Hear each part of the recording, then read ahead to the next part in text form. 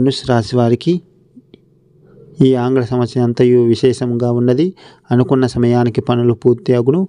విదేశీ ప్రయాణాలు లాభిస్తాయి. కోర్టు వివాహాల యందు విజయం సాధిస్తారు. శత్రువుల సహాయ సహకారాలు అందుతాయి. ఆర్థిక విషయాలు మెరుగుపడతాయి. సోదరుల నుండి కొన్ని వ్యవహారాలలో నిరాశ తప్పదు. నూతన గృహానికి కొనుగోలు చేస్తారు. వృత్తి ఉద్యోగం యందు సమస్యలు ఉన్నా ముందుకు సాగుతారు. దూర ప్రాంత బంధువర్గం నుండి శుభవర్తమానాలు అందుతాయి.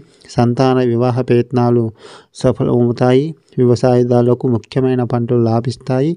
నూతన వ్యాపారాలు ప్రారంభించిన లాభాలు అందుకుంటారు.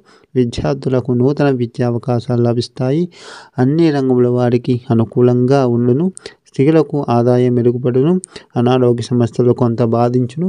నవగ్రహ ఆరాధన, నిత్యం సూర్య నమస్కారాలు చేసుకోవాలి. సుబ్రహ్మణ్య స్వామి ఆరాధన చేయాలి. కందులు మంగళవారం దానం, పెసలు బుధవారం దానంగా ఇవ్వటం వల్ల శుభ ఫలితాలు పొందుతారు. మకర రాశి వారికి ఈ ఆంగ్ల సంవత్సరం అంతయు సానుకూలంగా ఉన్నది. నూతన వ్యాపారాలను ప్రారంభిస్తారు. ఆర్థిక విషయాలు అనుకూలంగా ఉంటాయి. విదేశీ ప్రయాణం ప్రయత్నాలు ఫలిస్తాయి. కోర్టు వ్యవహారాలందు చికాకు కలిగిస్తాయి. ధన వ్యవహారాల్లో నిరుత్సాహం తప్పదు. కుటుంబ విషయాల్లో సానుకూలంగా ముందుకు సాగుతారు. సోదర బంధువర్గము వారి నుండి కొంత వ్యతిరేకత కలుగుతుంది. శత్రు సంబంధమైన సమస్యలు తప్పవు. ప్రయాణాల్లో ప్రమాద సూచనలు ఉన్నవి. వ్యవసాయదారులకు ముఖ్యమైన పంటలు లాభిస్తాయి.